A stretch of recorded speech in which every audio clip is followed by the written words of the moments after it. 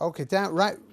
You see where it says touch the arm tefillin in English. There's like a little insert in English over that. That's pretty much where we got to, right? So something mitzvah el alavavchem v'anashechem ukshatem otam laot al yedchem v'ulu tatafot bein inechem. Right. So all of this we did in the first paragraph. That's to do with keeping with wearing tefillin.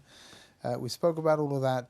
V'limadatem otam et b'neichem ledaber bom, and we need to teach it over to our children that they should speak about them. When they're sitting at home, when we're going on the way, when you lie down and when you get up. Right? So the idea of Torah, being a part of our, our general disposition, that we should be speaking Torah and thinking Torah all the time. What does that mean? So it's a little bit of it could be a little bit confusing, right? If we're supposed to be thinking and talking Torah the whole time. So it's like, somebody says to you, hey, what's the time? And you say, this week's Torah portion is B'chukois High. It's like, okay, good, right? And then somebody says, hey, what's for dinner? And this week's Torah portion has the curses in it. And it's like, okay, well, I mean, maybe that might actually answer the question when you think about it. The curses and dinner probably go together very easily. But it doesn't mean what it means is that everything that we say and everything that we do should reflect the fact that we have the Torah. So, for example, there are all kinds of laws pertaining to speech, right? What you can say, what you can't say, how you can say it, when you can say it, why you can say it. When we come to speak, it needs to that concept of what we're allowed to say needs to be reflected inside of what we say, right? So, for example, all of the halachas of what are called lashon hara, right? About not speaking bad about other people, about not using words which are offensive, about just being careful about the way that we speak. All of that is going to be contained inside of the idea of speaking about it. What do you mean speaking about it? You can talk about what's for dinner tonight, right? You can tell somebody what the time is. It's okay, really it is. I mean, assuming you can tell the time, but even if you can't, you can just say whatever time you imagine it probably is. Right? I told you a little while ago about my father when he was in Florence once, in Italy. You ever heard this?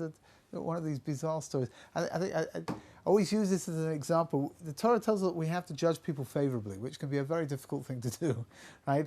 Especially when it's obvious that the person's done something they shouldn't have done, and you're supposed to concoct some kind of a scenario in your mind where it's okay. Really, it's okay. My father, he was like an archetypal English tourist wherever he went away, and he never ever changed the time on his watch. It was, I think that really had nothing to do with being an archetypal tourist. That was just to do with perhaps not being quite sure how to pull the little thing out and twirl it around. I'm not sure because he was on his own time. Well, actually, I was thinking about it, he did change his watch when they changed from summer to winter time and vice versa. So he must have known how to do it. But whatever, it just wasn't worth it. And but he didn't speak any foreign languages except for English. And they were once with my. Now I know English is not a foreign language, but he didn't speak any other languages except for English. And they were once in Florence, in Italy, and a very, very agitated local came up and started jabbering away in Italian at like 5,000 words a minute, and my father was, had no idea what was going on until finally the person started making signs. He wanted to know what the time was. So my father lifted up his watch and showed him the time. And this fellow, my father said, was extraordinary. This fellow just calmed down. Like one moment he was unbelievably agitated, and the next minute he was just like calm as can be. And he started walking away, and all of a sudden my father realized that his watch was on English time, which is an hour behind Italian time. So he said he thought he thought about calling the fellow back. And then he realized two things. He said, first of all, how on earth was he going to explain to him? Right? He couldn't speak Italian and he couldn't speak English. How on earth was he going to explain to him that his watch is on English time? He said, aside from that, he said, he looked so peaceful. He said he couldn't do it. Even if he could have spoken Italian, he couldn't do it. It was just, and it got me thinking, I was thinking to myself, this fellow goes home, and his wife is standing outside the front door with a rolling pin, right, waiting to crown him. And he starts telling her the most ridiculous story that you could possibly imagine, right? That there was some English tourist and his watch said that it was 10 o'clock, even though it's really 11 o'clock. Is she going to believe him? Of course not. That's ridiculous. It's completely absurd. It just happened to be true. Right? So the idea of and how did we get onto that? I can't remember, but I do enjoy telling that story. But the idea over here about speaking words which reflect the fact that we've got all kinds of laws about how we're supposed to speak and what we're allowed to say.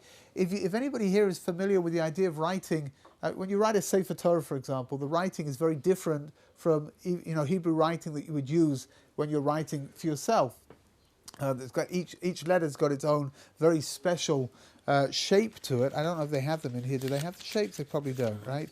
But the pei, the letter pei, is a fascinating letter because inside of the pei, the inner part, you've got the black part which spells out, that makes a shape of the pei, but the white part that's inside actually looks like a letter bet. You've got to look very carefully to see it, but once you've picked it up, you'll see it all. It's very fascinating. It's inside of a Sefer Torah, inside of a mezuzah, inside of tefillin, anything that's being written in a way that, in the way that the scribes write. So it's different than our printed stuff. Yeah, for sure, very, very different. All the letters are pretty different, actually. If you can find, if you ever find like a chart. There's a pay right on that page. Yeah, but it's not going to help.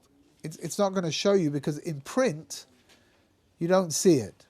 And in print, it's all very neat and tidy. And it's like for Torah, you see it.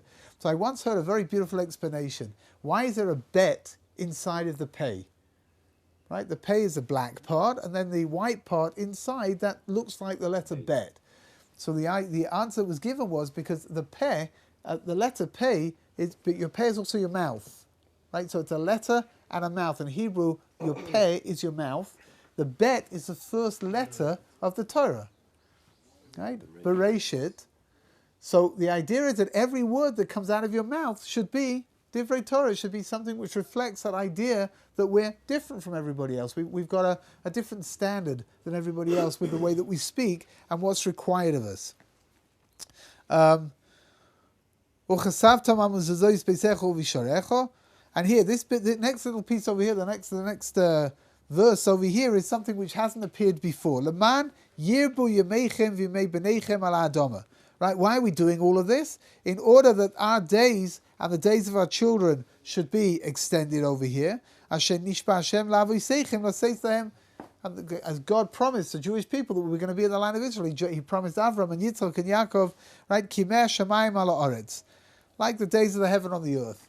So we have to understand something very fundamental over here. The idea of transference of information from one generation to the next that's the most fundamental, that's the most basic, the most important dimension of Judaism, which is the idea of giving over information so that the next generation is equipped to be able to take that information and pass it over to the generation that comes after them in order to keep the continuity of Torah working. Right? And it's something which is absolutely basic. It's something which is absolutely fundamental. Which means, interestingly enough, that the idea of education inside of Judaism, the idea of education is not just to stuff you full of information and knowledge so that you can, pass your exams and get your credits and then, go on to get some kind of a profession. But rather that the fundamental dimension of education within inside of Judaism is to be able to transmit from one generation to the next. Something which is really, it's got a very, very beautiful dimension to it. And that's really part of the idea that I always say this like this. Being a parent, anyone here who's a parent, so you'll know that being a parent is 24 hours a day, 7 days a week. It's one of the reasons that people don't know these things until they become parents. Otherwise, they would never do it. Being a parent is like it's a 24-hour-a-day job. Part of the dimension of being a parent, this should really be true, throughout the world. But certainly inside of Judaism, a lot of emphasis is placed on the idea of us transmitting subliminal messages to our children about what it is that we're doing, right? So our children need to see us learning in order to know that it's important to learn. Our children need to see us, even though we're very tired, getting up and going off to daven in shul, because then that way they'll pick up that it's important for them to do it as well, right? If they see us doing it and they see that we're enthusiastic about it and that we're passionate about it, then that's the way, that's the most important lessons that we can give over to our children. You notice I added in the words excitement and passion, obviously something which is sorely lacking over here most of the time, but except for when the cookies and the cake arrive. But it's not. It has this for perhaps most important lesson of all. It's not enough to do what it is that God wants you to do. It's not enough just to do the mitzvahs. It really isn't. You've got to want to do them. And that's something that anticipation and that excitement, your children need to pick that up. They really do, because if they don't, then all they're doing is they're looking at a lifestyle, which is, they'll see the parent going through the motions for whatever needs to be done, but they won't see the inner dimension. They won't see the joy that's attached to all of that, because maybe it's not there. And that's something that we really need to work on that. We really do. I mean, again, what can I tell you for those of you who get up every morning to go to daven? So for sure, everyone would like to spend an extra hour in bed. For some people, spending an extra hour in bed would be good. You seem to spend extra hours in bed, but the idea of spending an extra hour in bed would be terrific, no? But so it's not enough just to drag yourself out of bed and go to shul, but there's got to be a sense of You have to wake up for it. Oh, you know what? Good, right? Good description. Yeah, you got to wake up. It's it's a very important in it. It really is. But again, children are very, very intuitive, so they pick up. They know what their parents are doing. They know when they're happy about things, when they're not happy about things, and they know when they're excited and when they mean things and when they're being hypocritical. They know all these things. They feel it. I can't help but think back as you're speaking, the number of times, like my father especially would say, like, "Do as I say," and as I do, and there was always this conflict. Yeah. I guess it's the action that. Which if you're parenting in the correct way, then you don't need to say "do as I do." You lead by example. For sure, which means that your children see what you're doing, and they see that you get satisfaction from what you're doing, and like they would like to do it too. Just like the example you brought up about the guy in the shul that it tells. Yeah, in the opposite direction. I mean, that's very, very true. It's terrible, right? It really is. There's a medrash. The medrash says like this, a very, very telling medrash. It says that God came to the Jewish people and He asked them if they wanted to keep if they were going to. God came to the Jewish people to give them the Torah, and it says in the medrash that God says, "Okay, I want guarantors that you're going to abide by your decision now." So the Jewish people say, "Okay, no problem. Let the others, let the forefathers, let them be the guarantors." And God says, "No, they've got their own things to worry about. They can't be your guarantors. That doesn't work." So they said, "Okay, you know what? Let the prophets. The prophets will take care of it." And God says, "No, the prophets have other things to do. On top of everything else, the Jewish people didn't really listen to the prophets very, very much either, right?" And they said, Shamayim V'aretz, said that let the heavens and the earth, and God says, "No, the heavens and the earth they've got their own things to do. They can't do this." And finally, the Jewish people turn to God and they say, "Okay, our children will be the guarantors of the future that we're going to keep the Torah." And HaKadosh Baruch Hu says, "Okay, it's a deal." Which means if we want our children to live as in, I don't mean live as in physically live, but to live as in spiritually live, then we have to transmit to them what it means to be Jewish, right? Without that, how are they going to do it? Where is their life going to come from? Why, when they reached, when Moshe when he wanted to join everybody going into the new land, and he was denied, does that have anything to do with what you're talking about, how it's the next generation that is that he had to stay with. He couldn't. I think the sages said like this. The reason why, there are a few reasons, right? But one of the reasons why Moshe Rabbeinu wasn't allowed to go into the land of Israel was because he was the leader of the generation in the desert, and that generation didn't go into the land of Israel either, which means that he has to stay. The women did, but he has to stay together with his charges. But there is another thing. The Medrash says like this, that God tries to dissuade Moshe Rabbeinu from wanting to go in. Moshe keeps repeating his request over and over again until finally HaKadosh Baruch Hu says to Moshe Rabbeinu that you should know that if you go into the land of Israel, somebody of your stature combined, right, your holiness combined with the holiness of the land of Israel will cause the final temple to be built. The problem is, though, that the Jewish people are not on that level. And God can't destroy the final temple. Which means that when it comes to it, if there has to be a choice between destroying the final temple or destroying the Jewish people, then God is going to have to destroy the Jewish people and not the final temple. He can't do that. So when Moshe found out ultimately it was going to be detrimental to the Jewish people, he's going into the land of Israel, it would be good for him but bad for them. At that point he backed down. But it was a punishment. It was a punishment, yeah, a punishment. It was a contrived punishment, which means that Moshe Rabbeinu can't go into the land of Israel. But there's a medrash in the Yalkut Shimoni which says that you see what God did, right?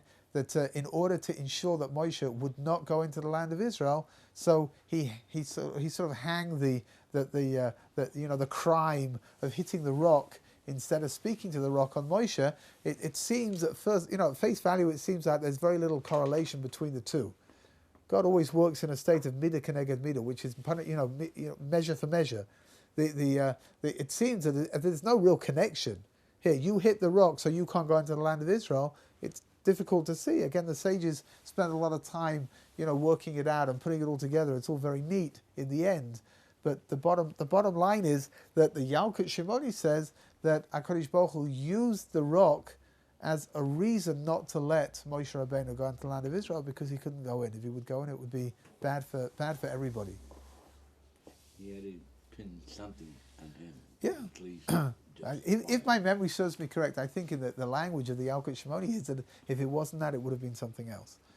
Which means something is going to have to be found in order to stop him from going into the land of Israel. Did he, when his time came, was he one who? I guess they dug their own graves and everything.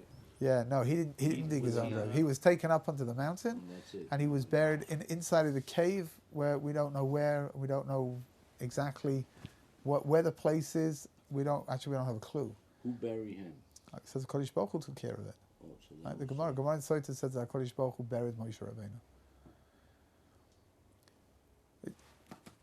Rabbeinu. The concept of education, right? Just coming back to education. The concept of education is something which is absolutely fundamental. It really is.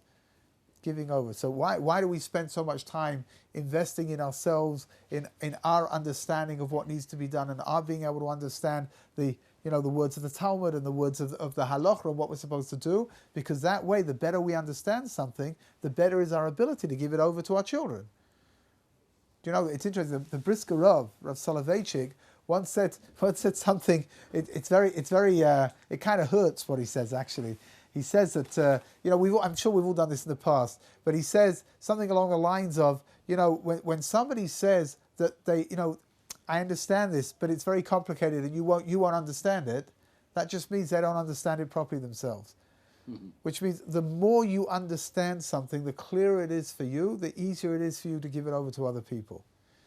So when somebody says, I understand it, but you won't, right? What he's really saying is that my ability to transmit this little piece of information is very flawed, and subsequently, I'm not going to blame myself. Right? It's understood, no? Yeah. So I'm just going to blame it on your inability to understand what's going on. Brisker Rav. Rabbi Beryl Wine told over once the most incredible story. He said that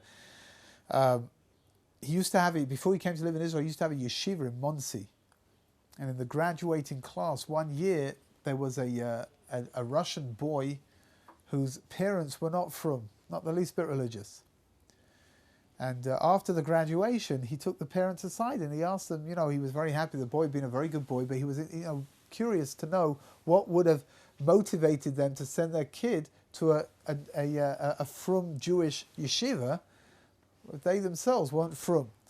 So the father told them the most extraordinary story. He said that his parents had been very ardent communists before the Second World War, and they believed in communism so much that they completely turned their backs on their Jewish identity, and they hadn't bothered giving their son a bris milah, right, a circumcision. That's very far. You know, you're very much assimilated if you don't do that. That's a big thing already. And he said it actually saved his life, because when the Nazis came sweeping through where he lived, the Second World War, so one of the simplest ways they had of finding out whether somebody was Jewish or not was to see if they had a bris milah, they shot them, and if they didn't, they didn't. And this kid didn't have a bris milah, so he stayed alive because his parents had never given him a bris milah. After the war, as he grew up inside a communist Russia. He actually got married to a Jewish girl. Not by design, right? Just, or maybe by creative design, whatever. But they had this son, and they finally got themselves out of Russia, and they went to live in America, and they were living in America in an area where there were a lot of Jewish Russians were living over there, and somehow or other, an organization called Bris Avram found out that the father hadn't had a circumcision. And they came and they tried to talk him into having one, and they sent him information and they phoned him up and they came around to talk and they drove him nuts. Until finally, at some point, he realized that he couldn't take this anymore, and in a moment of abject weakness, he agreed to have a bris milah. But the problem was that as he said that he was having a bris milah, he must have mentioned that his son didn't have a bris milah. So of course now at this point that wasn't good enough anymore, and the organization they insisted, they drove him nuts. Not only should he have a bris milah, but his son should have a bris milah as well. So finally they both had a bris milah, and after having finished up having the bris milah, the father then realized, he said, hold on a second, come the next Holocaust. Right, this is the way that the people that went through these experiences. This was their mindset, right? So come the next Holocaust, my son is going to be killed because he's identifiably Jewish. He says, so at least I should send him off to a school where he should learn why he's going to be killed. Give him a Jewish identity. So there was his kid graduating from the yeshiva, right? Because his parents weren't from. I don't think they ever became from, right? But it was just, there they were. So Rabbi Wein said that the last train that got sent to Auschwitz during the Holocaust had 350 completely non-religious or even non-Jewish people on board. Some of them had baptized, made themselves Christians. Some of them weren't halakhically Jewish at all, because according to the Germans, if you got one Jewish grandparent, that was enough to send you off to the camps. Some of them were Jewish and they had no idea they were Jewish, right? Parents had baptized themselves a generation before, and the kids had been brought up as Christians, but off they got sent to the camps. And he said, Rabbi Wein said that 350 people are being sent to their deaths. They didn't even know why they were dying, and that's got to be the worst thing of all. Which means at least if you die because you're Jewish, and you know that you're Jewish, and you know that you're dying because you're Jewish, then at least you've got something there. But these people didn't even know that. So he agreed with him. For sure. It's a little odd to send your kid to yeshiva just because, But they say if you learn Torah for the wrong reason, eventually you come to learn it for the right reason. Yeah. Oh, really? That's what the Gemara says it, right? The Gemara in Horius, actually says it twice, that if you do something lolishma, balishma, that if you don't do it for the right reasons, you'll do it for the right reasons eventually. The kid, I don't know whatever happened to the parents, I've got no idea, but I really, really would not be the least bit surprised here that the parents never became frum. It wouldn't surprise me to hear that they did, and it wouldn't surprise me to hear that they didn't. But the kid was frum. Halakhically, having completed bris milah, would the father have had to have gone to the mikvah after that? I'm just curious. No, he's Jewish. Father was born Jewish. It's not a conversion process. The mikveh is only a part of the conversion process. So when an adult has a bris milah, many people when they have their bris milah, they do go to the mikveh, because there's a certain sense of cleansing yourself.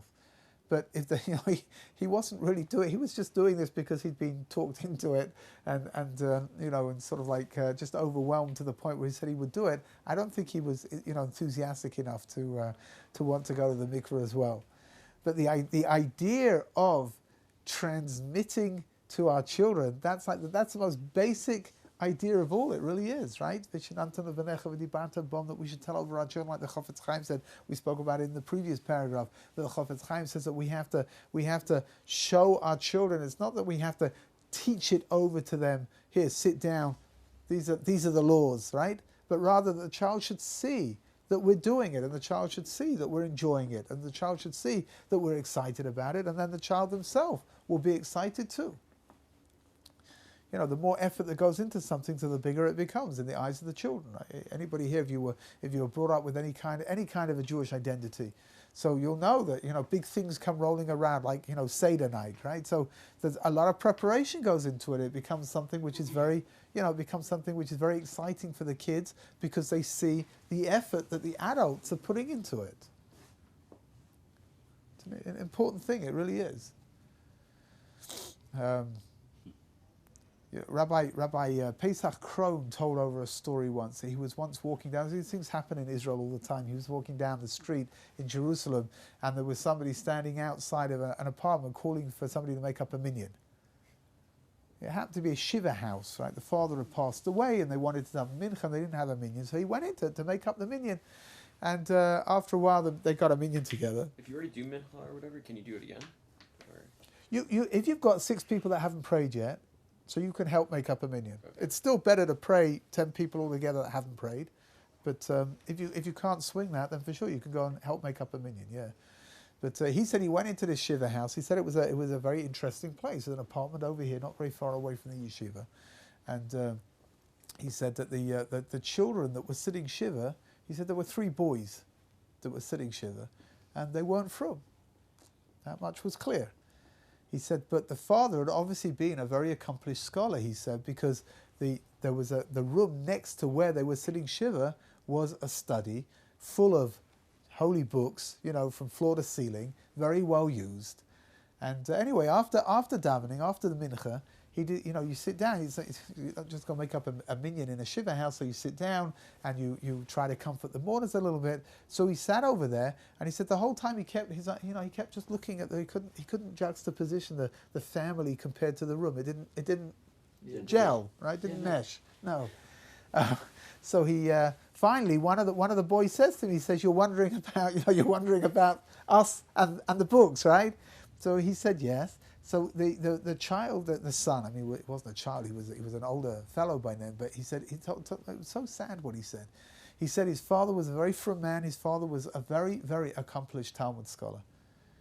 He says, and his father used to come home from work every day, and he used to go into his study, and he used to close the door, and he used to sit in there, and he used to learn for hours.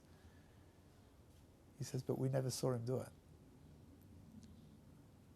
They knew what he was doing in there, right? They knew that he went into the room and he closed the door and he sat down and he learns over there. They knew what he was doing in there, but they never saw him doing it.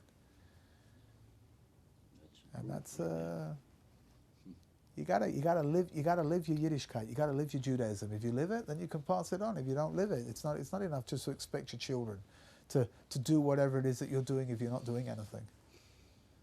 Right? And that's really the fundamentals of Vishinantam V'Necha, V'Dibarta Bom, that we've got to tell them over, and that way we can transfer to our children, we can transfer to them the beauty of what it is that we're living.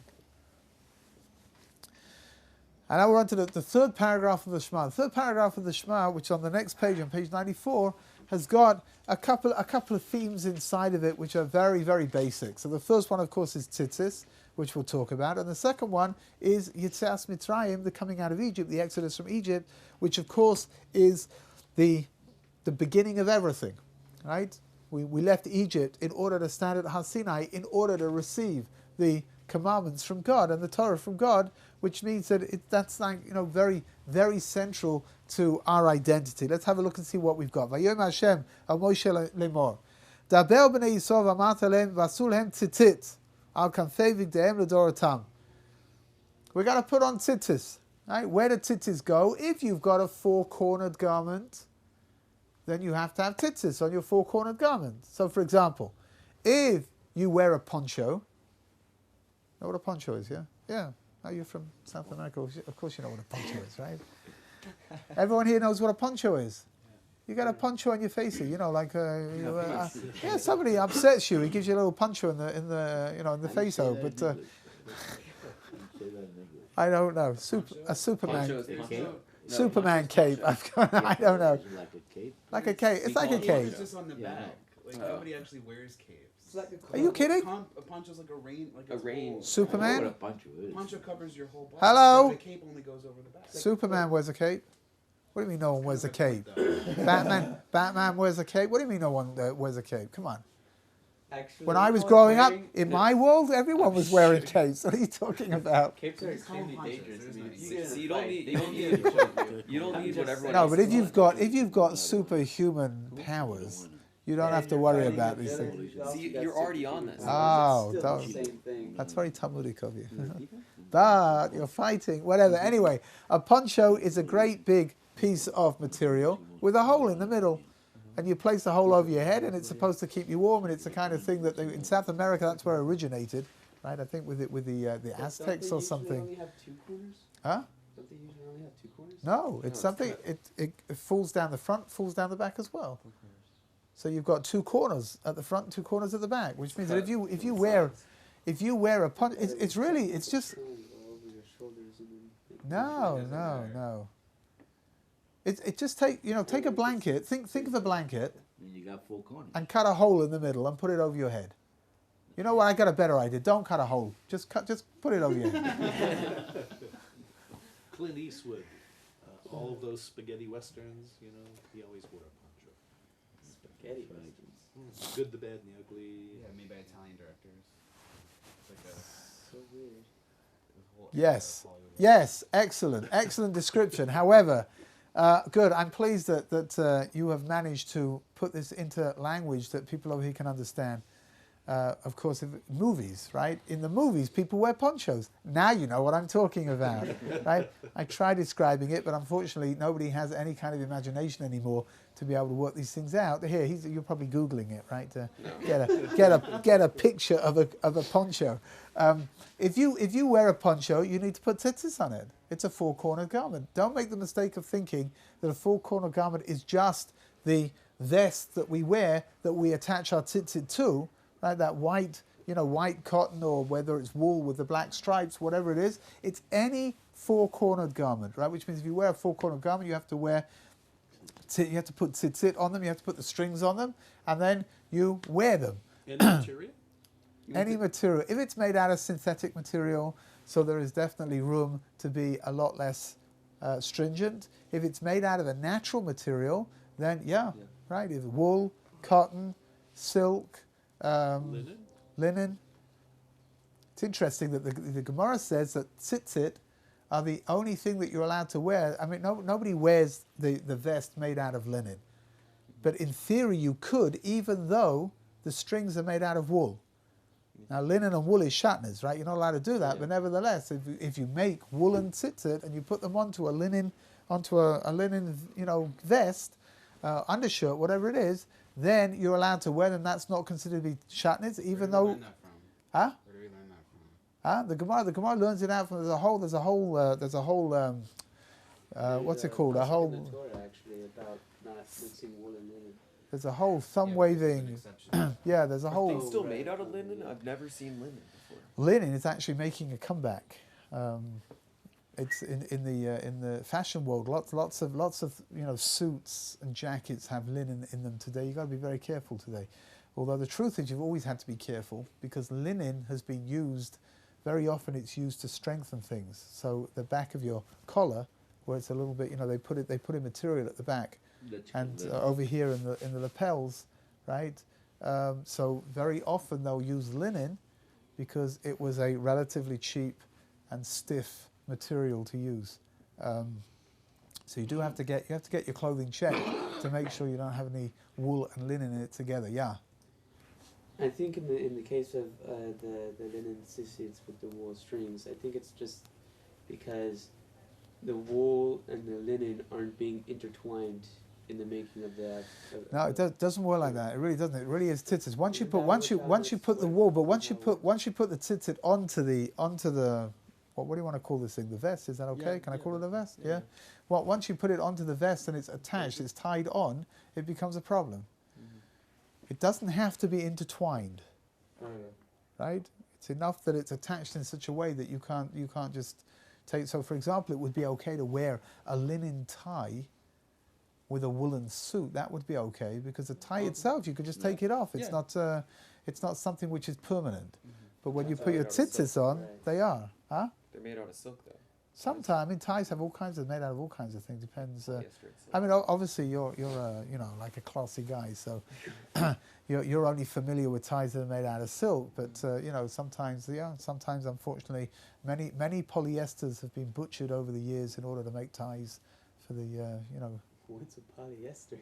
Material. Is it not an animal? I So always you thought. either told the story about the guy that was on the train and he stood the whole time and then fell asleep on his shidduch. No, I didn't tell you that. But it's a very famous story. That guy happened to be somebody Rav Yaakov Yisrael Kanievsky, Rav Chaim Kanievsky's father, who was the Steipler Gaon. He was one of the greatest scholars in the previous generation, and he didn't want to sit down because he was scared there might be shatnez on the train, there might be shatnez in the on the seats, and he stayed standing the whole time. And when he went to meet the girl that who was on a shidduch date, as it were, and he sat down finally after not having been able to sleep for the last. He hadn't slept the night before either. He'd spent the whole night before learning, imagining that he'll sleep on the train.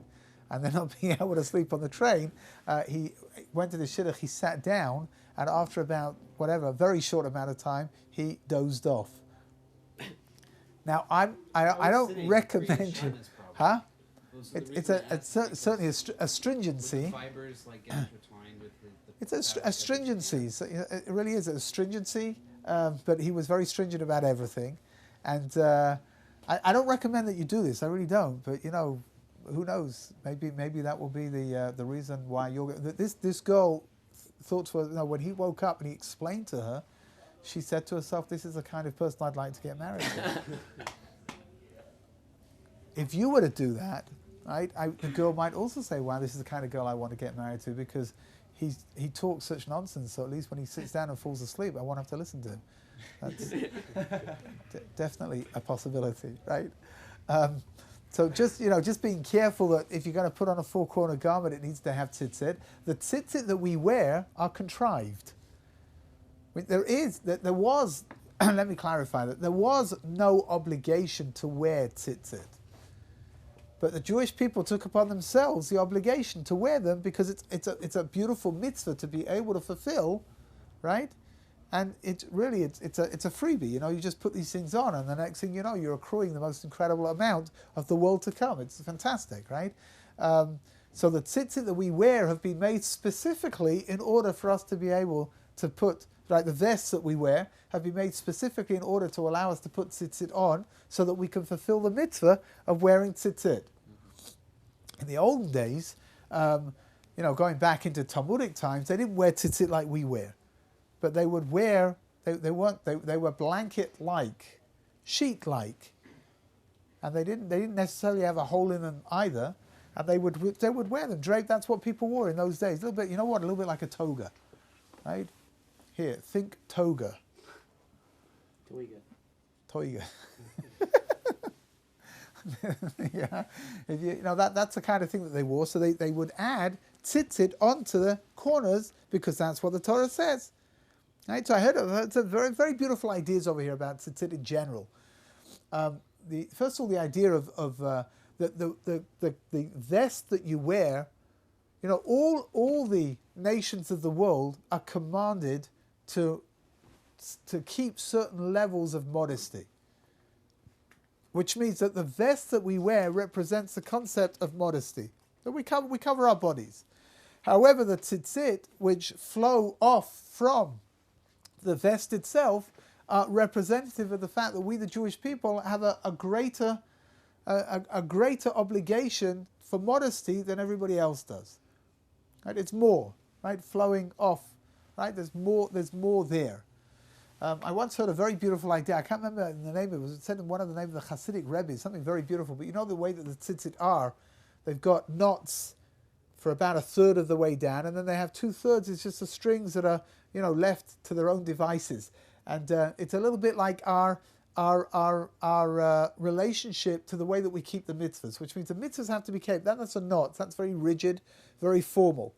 But afterwards, the strings just flow down, and that's our ability to imprint on our own, to imprint on our relationship with the mitzvahs. We're going to give it our own flavor as well, right? We're going to give it our own, the way that we're going to fulfill the mitzvah, even though it looks the same. Everyone looks like they're doing it the same way, but nevertheless, each person's doing it in their own way. The rabbis say like this, that the word, what are tzitzit for? Tzitzit are there to stop you from sinning. That's one of the things that it does. Which means if you look at your tzitzit, then you'll be reminded and you're not supposed to sin. So the Gemara, right, it's really a Mishnah. Mishnah says like this, that a person is overwhelmed with a desire to sin. So he looks at his tzitzit, which has got, in the olden days, it had a blue thread in it. What's called tchelet. We'll talk about that in Mitzvah Hashem tomorrow.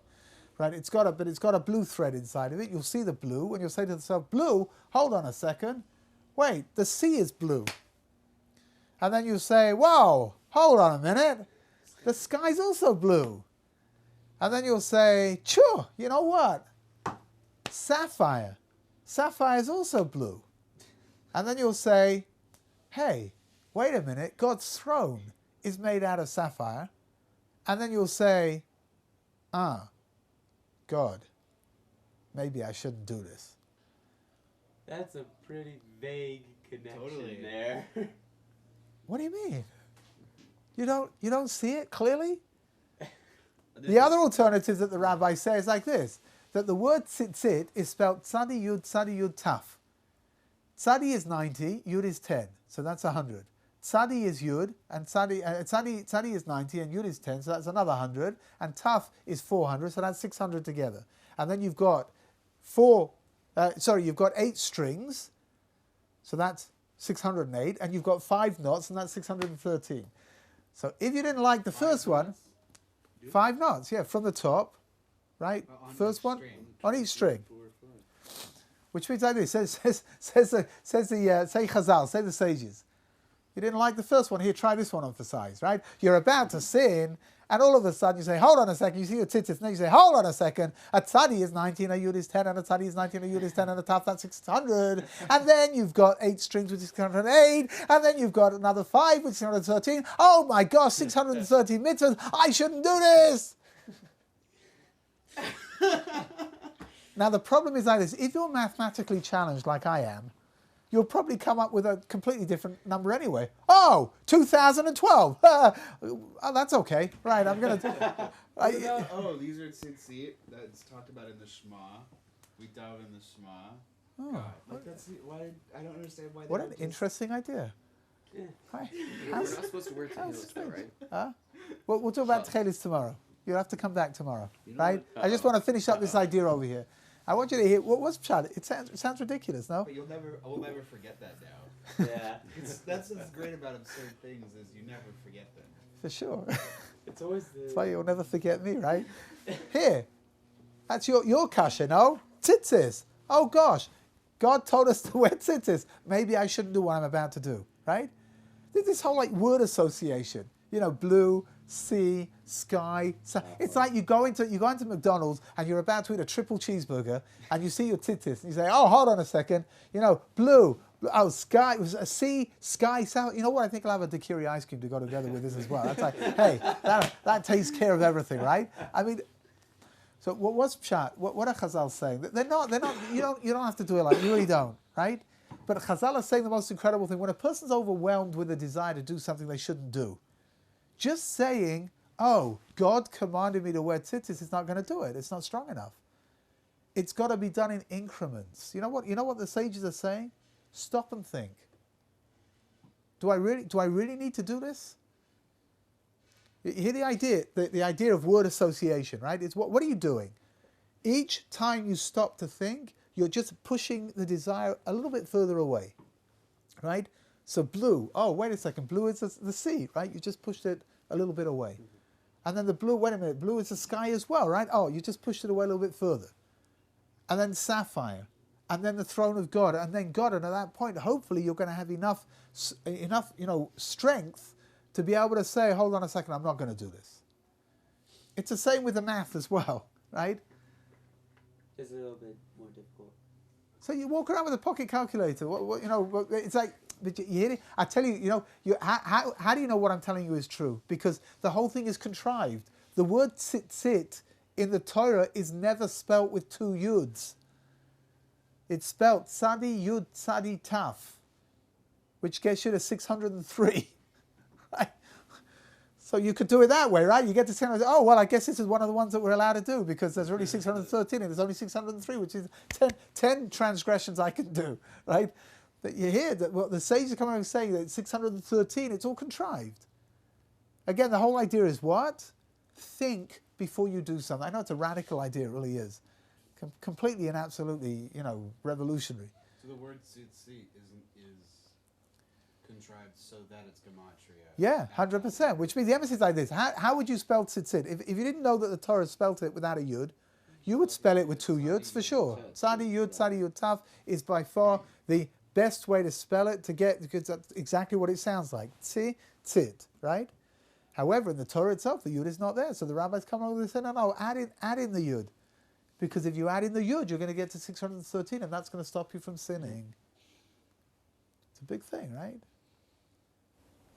As a mitzvah, it does have a special, I can't remember what it says, but the wearing tzitzis is a mitzvah, but it's a different kind of mitzvah than the others. Wearing tzitzis is the most unbelievable mitzvah, right? You know why? Because it's not one mitzvah.